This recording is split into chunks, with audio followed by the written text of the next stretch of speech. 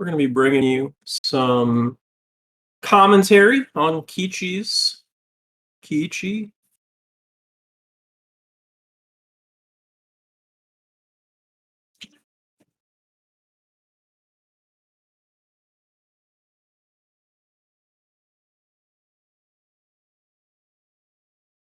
His run of Untitled Goose Game. Looks like we're going to be getting started real soon.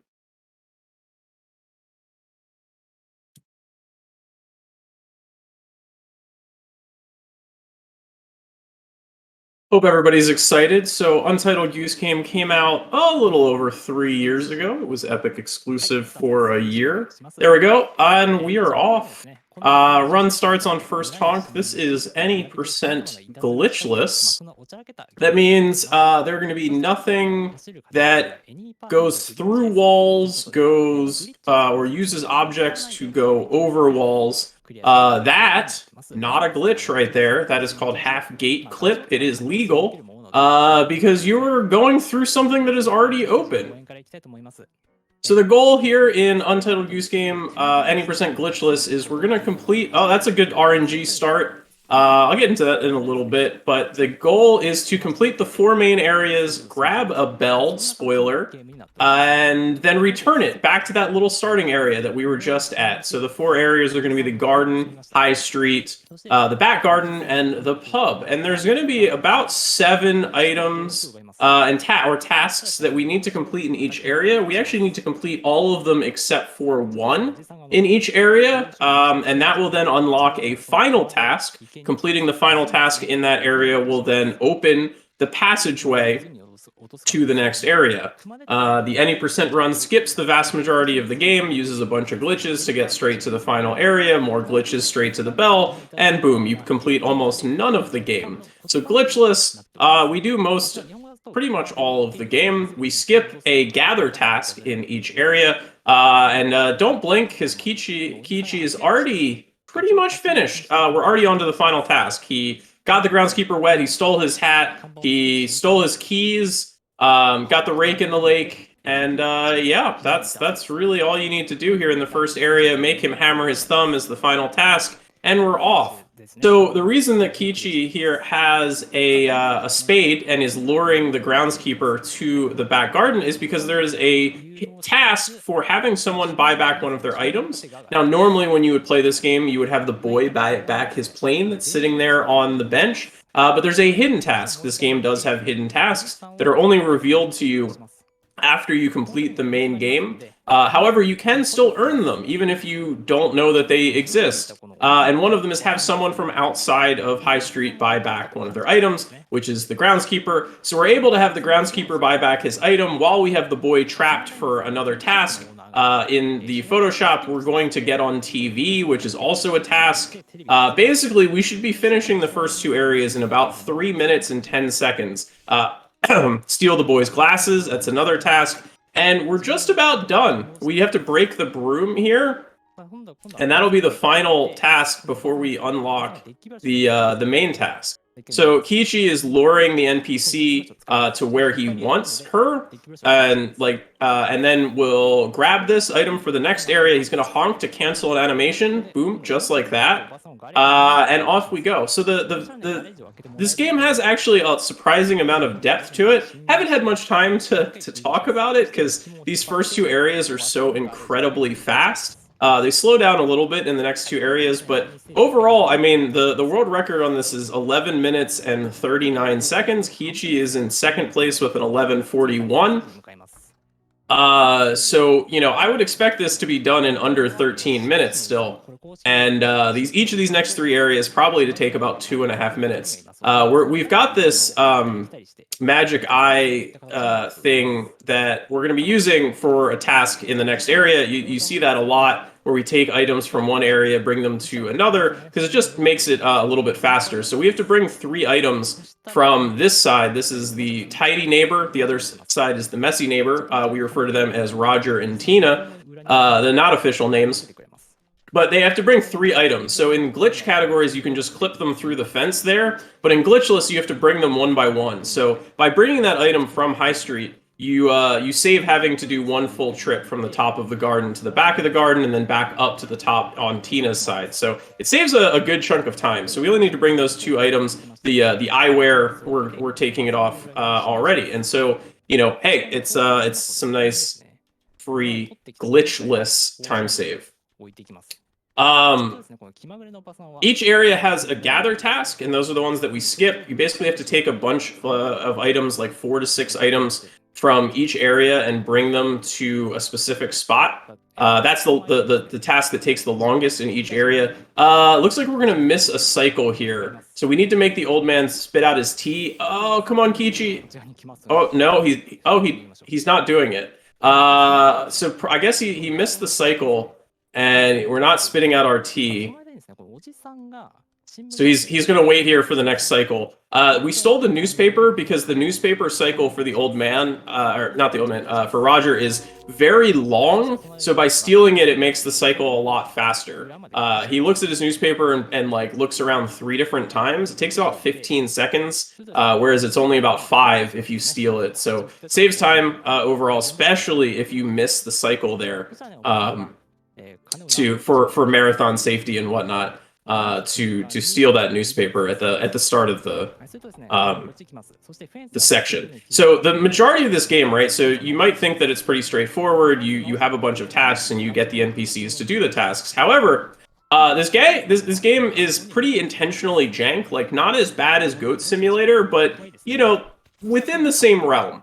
So there we go. We're the fanciest goose here. That's a task. And Keiichi poked at that bush. He did that on purpose because that's going to be part of the final task, but it also is NPC manipulation. So a lot of this game is manipulating the NPC behavior to get them to go and do, to go where you want them and do the things you want. Keiichi also there intentionally bonks into Roger there to lose the bow that gets put on because of prioritization. So it's not just NPC manipulation, but it's also understanding NPC prioritization in their tasks and what they do, and manipulating them in that sense as well. So Keiichi waited a little bit. I think marathon safety, it's a relatively, at least for me, relatively new strat to reset here.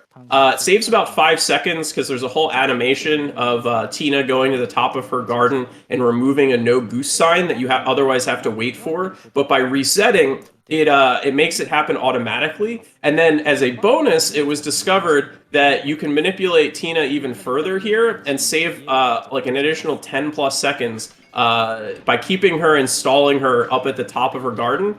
When we do the bell return, that gate is still going to be open. So normally on a bell return, you have to go all the way from the bottom to the top to the bottom again. But because that gate's open, you'll see that when Keiichi comes back with the bell, that gate's still going to be open, and you can skip having to go up and down the back garden again. So it winds up being a really large, like 10 plus second time save by doing that reset in this category. This is the only category that does the bell return. Also, here, say hello. We're in the pub. Pub is by far the most complicated area. There's 6 NPCs. We have to do 2 tasks with the old man there. We have to make him fall on his butt. We're also going to have to make him break the dartboard. So the bouncer, we call him Vinny. We've got him out of the way. This is the publicant, the owner of the pub. Vinny, also the bouncer, is also the publicant's husband. So she's the boss. We had to drop that pint glass into some water. In other categories, we actually do that task on our way to the bell.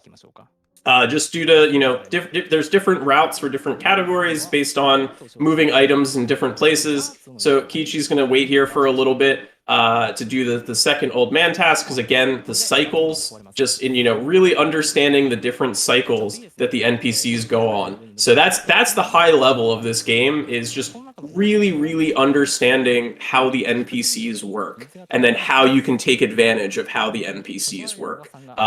That's where you progress from being able to get times in this category from 17 minutes, 15 minutes, to getting it down to 13 minutes, 12 minutes, or even 11. So only 2 runners have times under 12 minutes. Another like 3 or 4 people, myself included, maybe it's more at this point, have runs in the 12-minute range, but it's very difficult. So again, like that you can see right there, the pub owner has an animation. She stomps her foot to go say that she's upset, and she has to go remove the goose sign and put it out front. But Keiichi bumps into her, and that cancels her animation. So there's a lot of little things like that throughout the game that save a few seconds over and over again, in just really understanding how those NPCs work. So we're here on the final task. We have to make Vinny have a little tomato anus that you're going to see right here. Shout outs to our boy Tom. Making a little bit of a mess. It's not particularly needed, but as we come back through here, we do want the NPCs, and there are a lot of them in this area, to be out of the way. So Keiichi is just dropping a little bit of extra chaos in order to make sure that those NPCs are going to give him as little bit of trouble as possible on the bell return. So glitchless, this is the only category of the game that does the bell return at all. So this again, this is allowed. We're just taking advantage of geometry. We use the goose's neck over that tree to skip having to go through all of the model village. That's where we're in now. This is the model village, and we're gonna get this bell. Again, this is also the only category that breaks the castle. Every other category does a glitch with an item abuse to climb up the side and just grab the bell without having to break it. In the same way, every category besides this uses the bell to clip through a different gate and just go straight to the end of the game and not have to do the bell return at all. But because this is glitchless, we can't do any of those fun, tasty glitches, and we're going to play the game as God and developers and, I don't know, casuals intended. So here we go. You can see, Vinny was up top. Oh, the box girl a little bit in the way. So you can see Keiichi is dropping and re-grabbing the bell. That every time they only chase the goose when the goose has the bell in their mouth. I found that out early on in the game, is that if you drop the bell, they will stop aggroing on you. So if you quickly drop and regrab, it stalls them, and it makes it so that they'll never catch you. There we go. As I mentioned before, that gate open saves a whole bunch of time on this bell return. Drop and regrab is actually like the main strategy used for the glitches as well. So drop and regrab is a magic property in this game. We don't get to see any of those tasty glitches and clips through walls and objects that are just suggestions, but we do get to see and you're going to see it again here. Yeah, right there. See a couple of drop and regrabs. We got to scare the boy out of the way. Goodbye, Timmy. I never actually mentioned that. Yeah, we call the little boy Timmy. And we're almost home. We're almost done. Overall, this is looking like a really clean, like not world record pace run, but this is going to be a solid 12, which is incredible. This category has so much opportunity to go wrong on things, and you can just lose chunks of time, 30 seconds or more to errors. So we're looking like we're going to come in just under 13 minutes. Takes 18 seconds from the time you get back to land to dropping the bell, so we should be right around a 12:58, 12:50 or 12:59, I think. Yep, 12:59. Boom. There we go. That looked like that stopped late, but GG, Keiichi, awesome run, super clean overall for a marathon. I'm so happy that Goose Game finally got an appearance on RTA In Japan. I've been waiting 3 years for this to happen, so super happy. Hope everyone enjoyed. If you're interested in Goose Game, there's a link to the Discord on speedrun.com, and myself and many other helpful people are going to be there to, give you tips and advice and laugh at you in your chat as you learn, because what are friends for? So cheers. Thank you all for hanging out. I'm sure there are lots of great runs still to come. I don't know what they are, but stay tuned, and they're coming with more great restream commentary. So cheers, and thank you for letting me wax Goose with y'all. Honk.